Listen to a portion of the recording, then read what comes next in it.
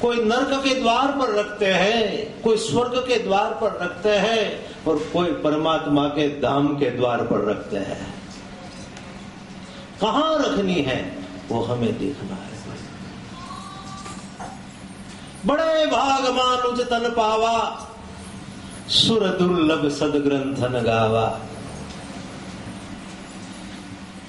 कितने हमारे भाग्य हो गए, प्रारब्ध हो गए, तो एक बार हमें मानव देह मिला, लेकिन मानव देह का हमने कभी सदुपयोग नहीं किया भाई। ये मानव शरीर भोग भोगने के लिए नहीं है, लेकिन ये मानव शरीर परमात्मा का भजन करने के लिए है। लेकिन मानव देह की, मानव जीवन की हम कीमत नहीं करते। ये तो सबसे बड़ी करुणा है। एक अंधा था, उसको नगर में अंदर जाना है, लेकिन नगर के चारों ओर किला था। रवि भैया बेचारा अंधा है, किसी को कहा कि मुझे नगर में जाना है, कैसे जाऊं, मैं तो अंधा। कोई भाई ने कहा कि किला की दीवार है ना, उसको छूते हुए जाना। दीवार को स्पर्श करते करते करते जैसे आगे बढ़ेंगे और द्वार आ जाएगा, आप अंदर चले जाना। ऐसे आप नगर में प्रवेश कर लें। अंधा दीवार को छूता हुआ जा रहा है, लेकिन जैसे द्वार आता है ना, तो उसको माथे में खुजली आती है ना। दीवार पर से हाथ लेके वो माथे में खुजली आती है तो खुजने लगता है, और फिर हाथ से वो दीवार को छूता है, लेकिन द्वार चला जाता है। ऐसी हमारी स्थिति है। हमें मोह की, ममता की, स्वार्थ की, ईर्ष्या की खुजली आती है और हम मुक्ति का द्वार चूक जाते हैं। दिल्ली के वीर साहेब ने बहुत सुंदर अच्छा शेर लिखा। ये अनमोल देह है मानव का। ये जन्म तुझे अनमोल मिला, ये जन्म तुझे अनमोल मिला, बर्बाद न कर, बर्बाद न कर, बर्बाद न कर, बर्बाद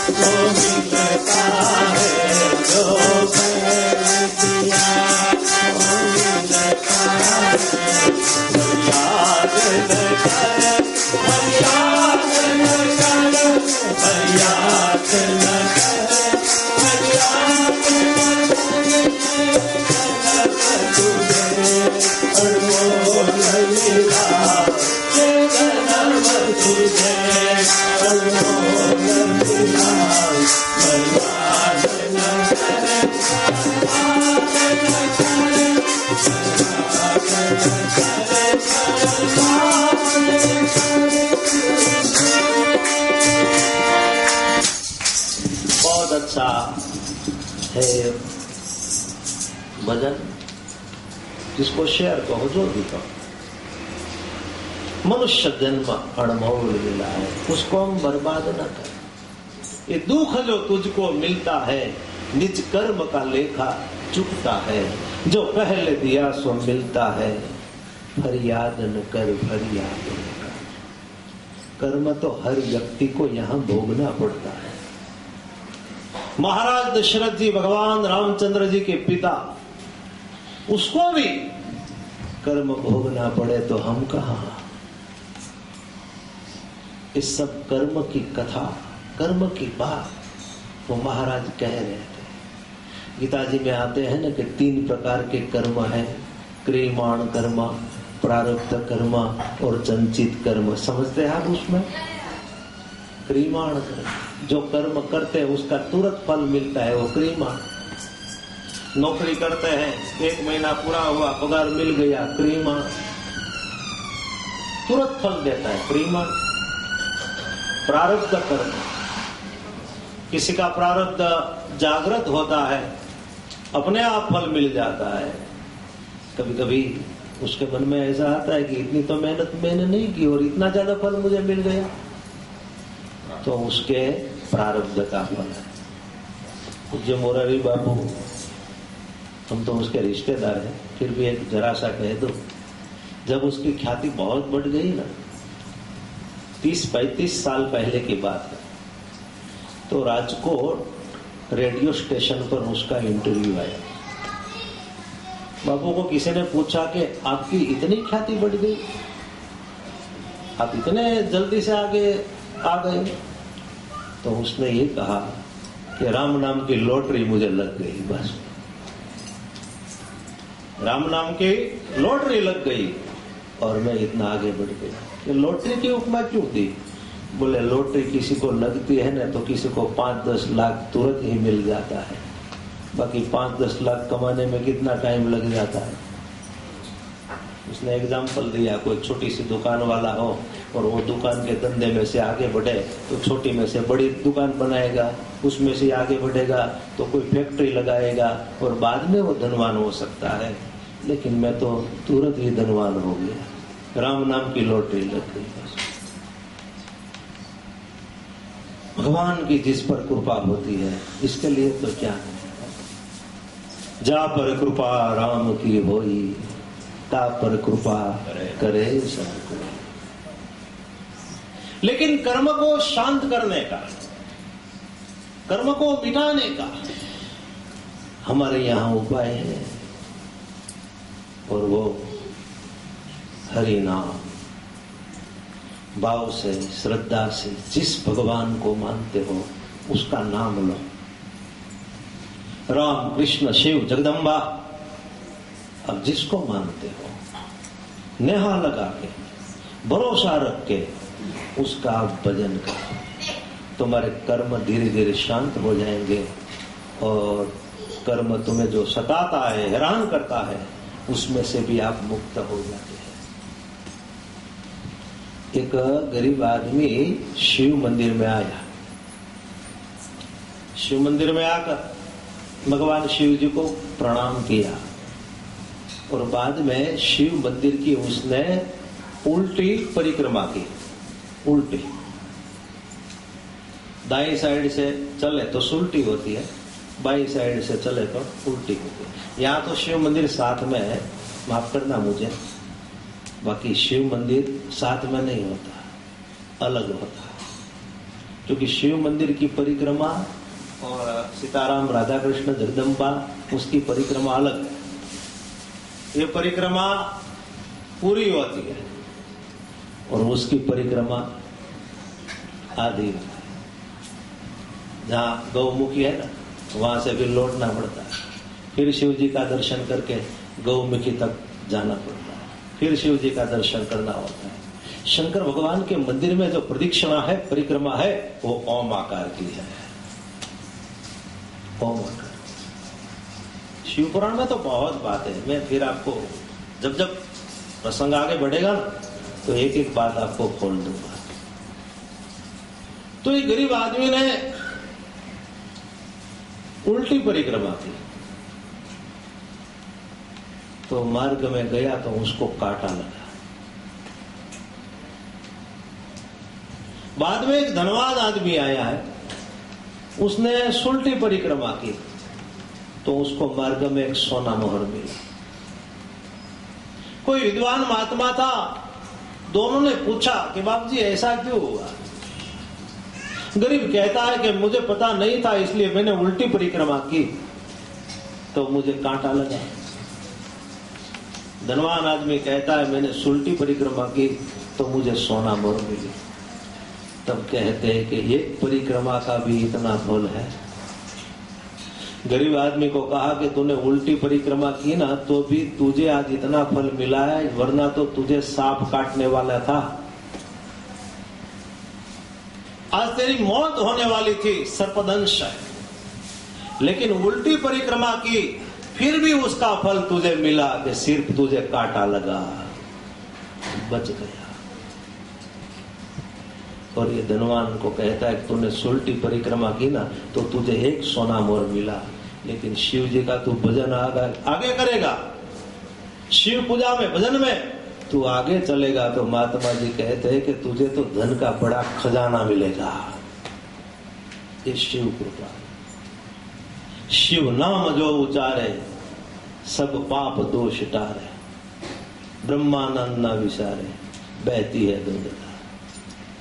शिव नाम, मैंने आपको कल कह दिया था कि आप राम को मानो, कृष्ण को मानो, जगदम्बा को मानो, किसी को भी मानो, लेकिन शिव जी का अवश्य भजन करो।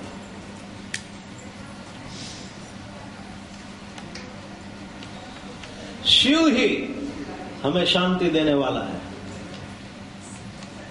शिव यानी ज्ञान, वो यानी मुक्ति।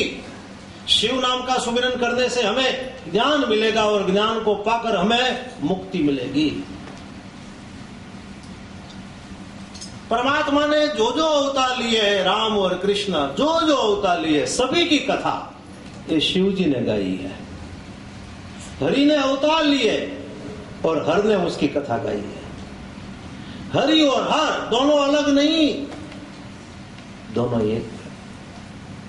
हमारा जो मंदिर है यहाँ सब भगवान के माता जी के विग्रह है, तो हमें दर्शन करते हुए इतना आनंद होता है।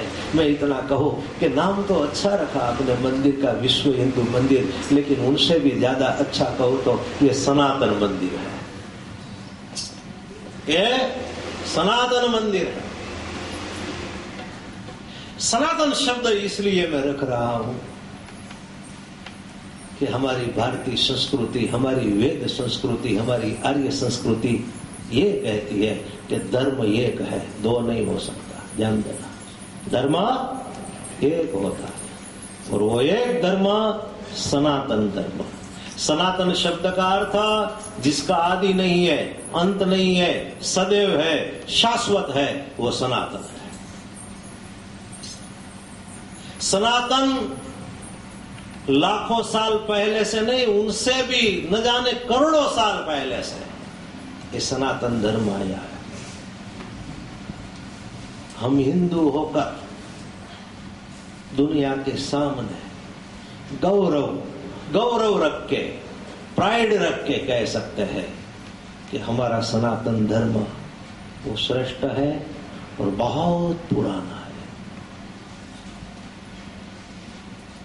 जितना इतिहास हमारे सनातन धर्म है, इस धर्म में जितना इतिहास है उतना इतिहास कोई, मैं तो धर्म नहीं बोलूंगा, माफ करना, कोई संप्रदाय में नहीं है। सब अलग अलग धर्म है, वो धर्म नहीं है, संप्रदाय है। ध्यान देना, शब्द को ठीक तरह से समझो। सनातन धर्म एक वृक्ष है और ये सनातन धर्म रूपी वृक्ष की सब संप्रदाय उसकी डालियां है, उसकी शाखा है। लेकिन डालियां केवल अकेली नहीं रह सकती। डाली कब रहेगी? जब वृक्ष रहेगा। डाली तो थर्ड पर आधारित है और थर्ड मूल पर आधारित है, और सनातन धर्म मूल धर्म है। दूसरी बात कहो, सनातन धर्म नाचता गाता हुआ गंगा का प्रवाह है, और संप्रदाय तो अलग अलग घाट है।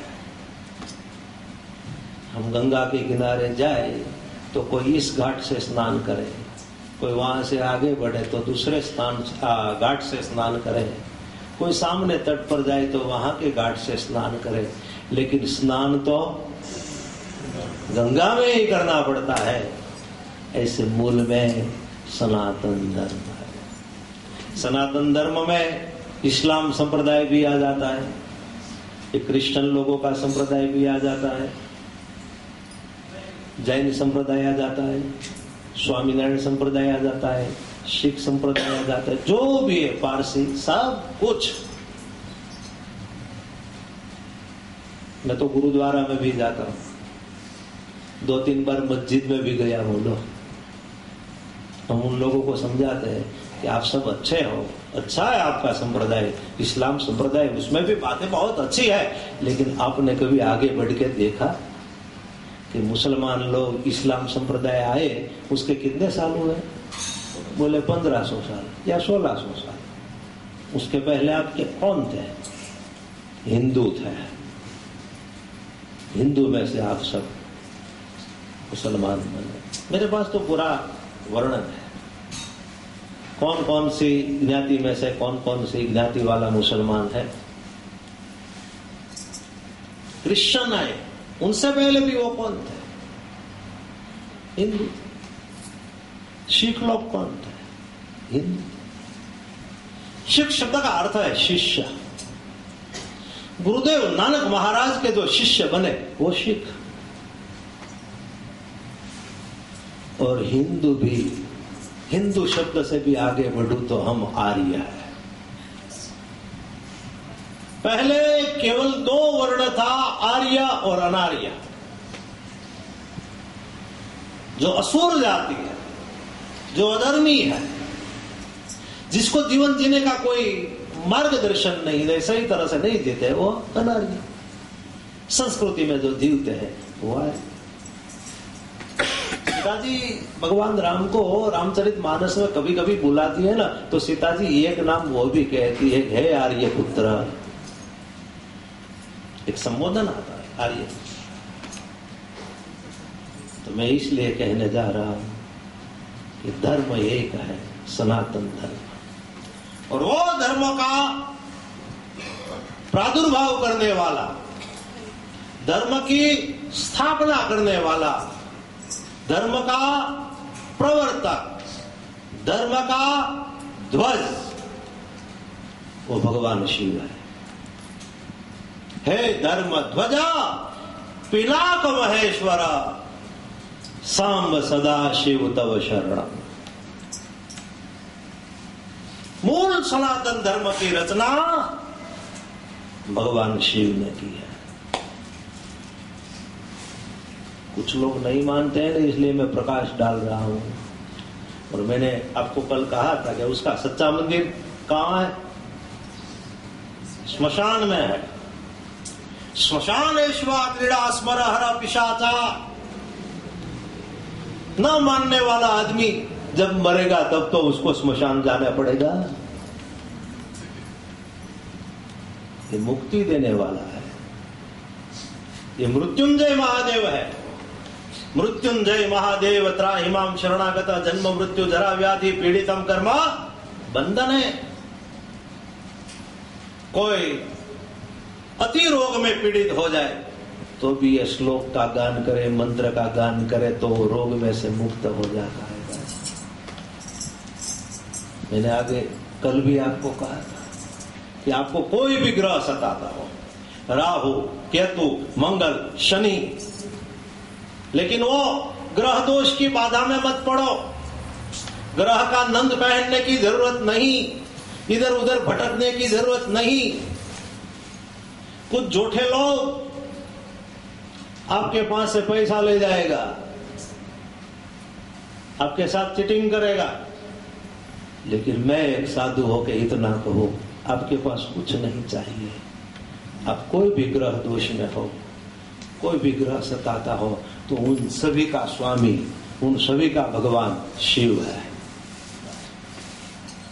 एक शिव की शरणागति लेकर बस पर्याप्त है। बस एक शिव। तो हम कथा में आगे बढ़े। एक कर्म की सब बातें हो रही थी भैया, तो संचुला रोने लगी।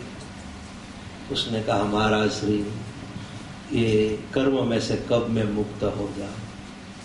महाराज ने कहा बेटी रोना मत, अभी भी तू जी रही है, अभी भी आयुष्य तेरे हाथ में है। आज से तू ओम नमः शिवाय मंत्र का जप शुरू कर दे। शिव की पूजा करना, शंकर भगवान का मंत्र जप करना, हो सके तो शिव कथा सुनना, बस उससे नेहा लगा दे।